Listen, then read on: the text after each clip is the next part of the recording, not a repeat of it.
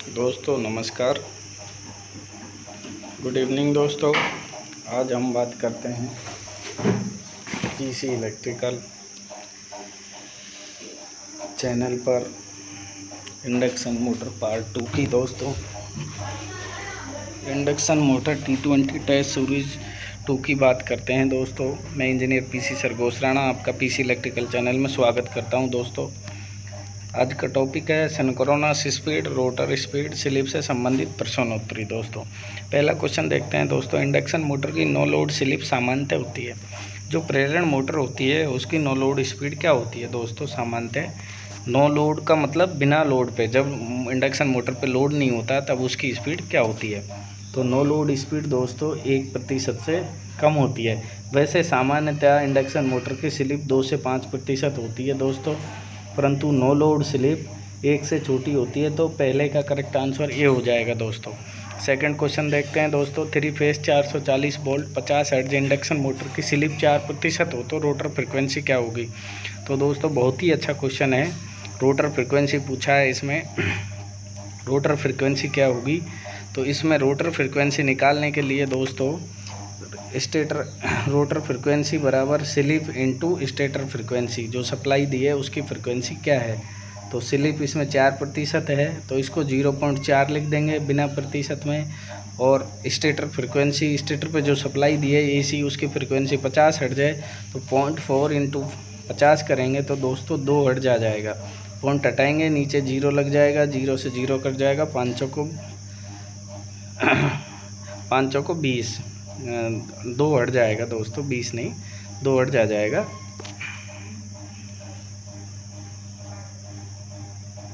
Slip 0.4 आएगी, यहाँ double 0 लग जाएंगे, 10 से 10 कट जाएगा, 5 को 20, 20 की 0 कट जाएगी तो यहाँ पे करेक्ट आंसर 2 हर्ट्ज आ जाएगा दोस्तों। तो इसका करेक्ट आंसर डी हो जाएगा दोस्तों।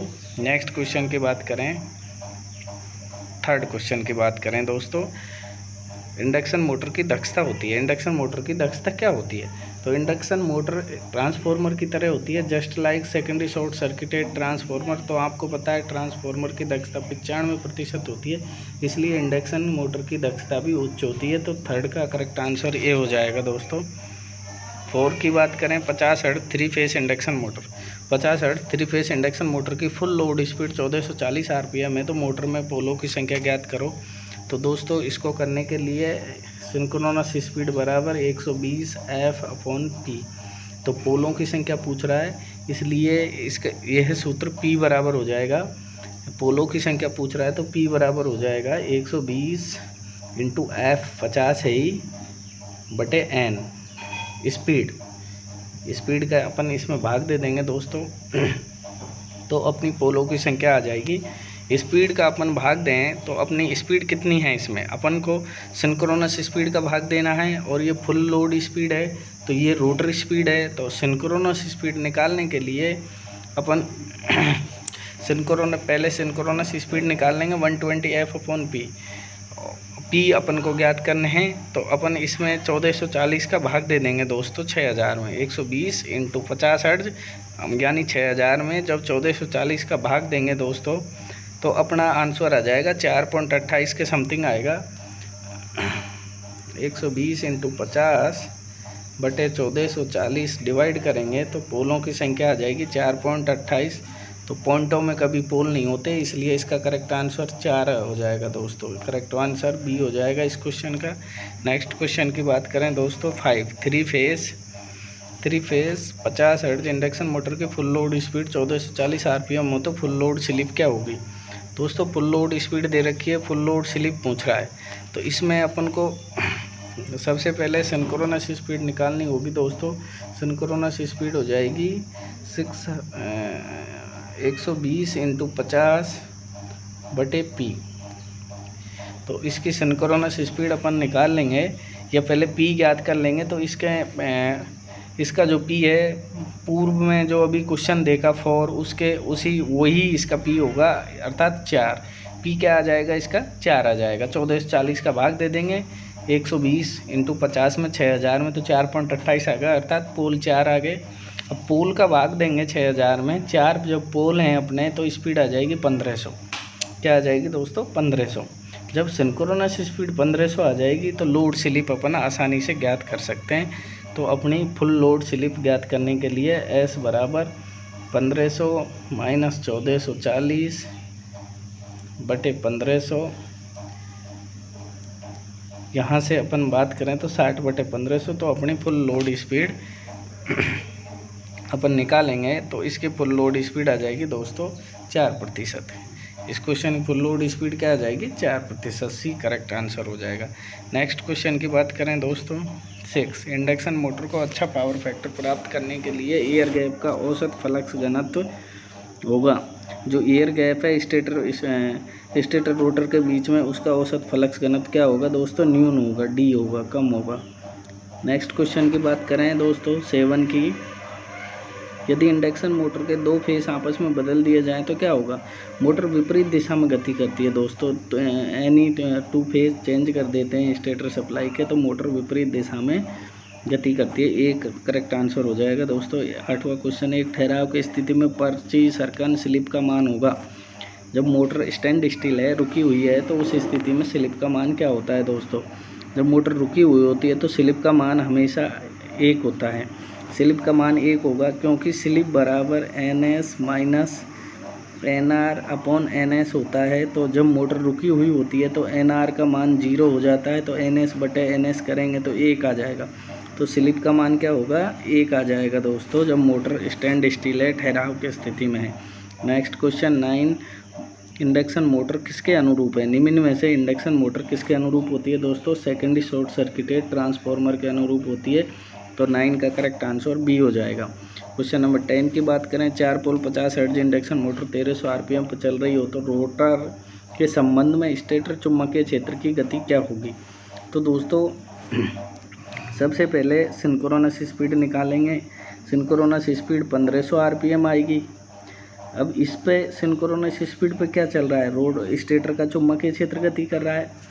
अब रोटर जो गति कर रहा है, इसकी रोटर गति 1300 RPM है। तो रोटर के संबंध में स्टेटर का चुंबकीय क्षेत्र पूछ रहा है, तो दोनों गतियों का अंतर कर देंगे तो इसका करेक्ट आंसर 200 आएगा। 10 का करेक्ट आंसर बी हो जाएगा दोस्तों, इसका करेक्ट आंसर 200 आएगा। 11वें की बात करें, जब इंडक्शन मोटर इंडक्शन जनरेटर की तरह व्यवहार करती है तो स्लिप क्या होगी। जब इंडक्शन मोटर इंडक्शन जनरेटर की तरह व्यवहार करती है तो दोस्तों स्लिप धनात्मक होती है। स्लिप धनात्मक क्यों होती है कि इंडक्शन मोटर जो है उसका रोटर सिंक्रोनस स्पीड से अधिक गति पर रोटेट करता है, इसलिए स्लिप पॉजिटिव होती है। 12 क्वेश्चन की बात करें दोस्तों, यदि इंडक्शन मोटर में एयर गैप बढ़ा दिया जाए तो निम्न में से कौन सा कथन सत्य होगा। कौन सा कथन सत्य होगा। एयर गैप अगर बढ़ा देंगे दोस्तों तो पावर फैक्टर घटेगा। क्या होगा, एयर गैप बढ़ाने पर पावर फैक्टर घटेगा, पावर फैक्टर बढ़ेगा, स्पीड बढ़ेगी, स्पीड घटेगी। तो दोस्तों एयर गैप अगर बढ़ जाएगा स्टेटर रोटर के बीच, सॉरी ये स्टेटर है ये रोटर है, और स्टेटर रोटर के बीच अगर पावर एयर गैप बढ़ गया, बीच में 0.5 mm एयर गैप रहता है, अगर ये एयर गैप बढ़ा दिया स्टेटर रोटर के बीच तो अपना पावर फैक्टर डिक्रीज हो जाएगा इंडक्शन मोटर का। 12 का करेक्ट आंसर ये हो जाएगा दोस्तों। 13 की बात करें, यदि रेटेड वोल्टेज को घटाकर आधा कर दिया जाए तो गिलहरी केज पिंजरे टाइप मोटर का प्रारंभिक टॉर्क क्या होगा। मतलब स्क्विरल केज इंडक्शन मोटर का प्रारंभिक टॉर्क क्या होगा। यदि सप्लाई का जो सप्लाई वोल्टेज है आधा कर दिया जाए तो प्रारंभिक टॉर्क का मान 1/4 हो जाएगा। 13 का करेक्ट आंसर सी हो जाएगा दोस्तों। बिना लोड पर चलने वाली इंडक्शन मोटर का पावर फैक्टर का मान क्या होगा। नो लोड मोटर का पावर फैक्टर हमेशा 0.2 लैग होता है दोस्तों। तो 14 का करेक्ट आंसर डी हो जाएगा। बंद व अर्धबंद खांचे इंडक्शन मोटर में किसको इम्प्रूव करने के लिए उपयोग करते हैं। बंद व अर्धबंद खांचे इंडक्शन मोटर में हमेशा पावर फैक्टर को इम्प्रूव करने के लिए प्रयोग करते हैं। इसका करेक्ट आंसर सी हो जाएगा दोस्तों। नेक्स्ट क्वेश्चन की बात करें, यदि एक प्रेरण मोटर तुल्यकालिक गति से ऊपर चलती है तो वह व्यवहार करेगी। तो वह इंडक्शन जनरेटर का व्यवहार करती है। इंडक्शन मोटर सिंक्रोनस स्पीड से अधिक गति पर चलती है तो वह इंडक्शन जनरेटर का व्यवहार करती है। करेक्ट आंसर सी हो जाएगा दोस्तों। 17 की बात करें, इंडक्शन मोटर में छोटा वायु अंतराल स्मॉल वायु गैप किसको कम करने के लिए उपयोगी है? मैग्नेटिक प्रभाव को कम करने के लिए उपयोगी होता है। 17 का करेक्ट आंसर सी हो जाएगा। 18 की बात करें, इंडक्शन मोटर के लाभ हैं। इंडक्शन मोटर के क्या लाभ हैं दोस्तों? कम रखरखाव, कम कीमत, बनावट में सरल, सभी। तो इंडक्शन मोटर के सभी लाभ हैं। 18 का डी हो जाएगा दोस्तों। 19 की बात करें, 3 फेस इंडक्शन मोटर के स्टेटर सप्लाई की फ्रिक्वेंसी बढ़ाने पर 3 फेस इंडक्शन मोटर का जो स्टेटर को सप्लाई दे रखी है दोस्तों, उसकी फ्रिक्वेंसी बढ़ा देंगे तो सिंक्रोनस स्पीड क्या होगी? बढ़ेगी। 19 का करेक्ट आंसर ये हो जाएगा दोस्तों। 20 की बात करें, 3 फेस इंडक्शन मोटर अनिवार्य रूप से है। 3 फेस इंडक्शन मोटर अनिवार्य रूप से क्या है दोस्तों? 3 फेस इंडक्शन मोटर अनिवार्य रूप से एक कांस्टेंट स्पीड मोटर है। क्या है? एक कांस्टेंट स्पीड मोटर है। 3 फेस इंडक्शन मोटर एक कांस्टेंट स्पीड मोटर है। कांस्टेंट का मतलब स्थिर स्पीड मोटर है। स्थिर स्पीड मोटर है। इसकी दक्षता भी 80 से 90% होती है दोस्तों। तो यदि दोस्तों ये वीडियो आपको अच्छी लगी हो तो अपने दोस्तों को शेयर करें, उनसे सब्सक्राइब कराएं, जिससे कि मेरा मनोबल बना रहे, मैं इसी तरह नेक्स्ट टाइम भी वीडियो बनाते रहूं। थैंक यू दोस्तों, आज के लिए इतना ही। धन्यवाद।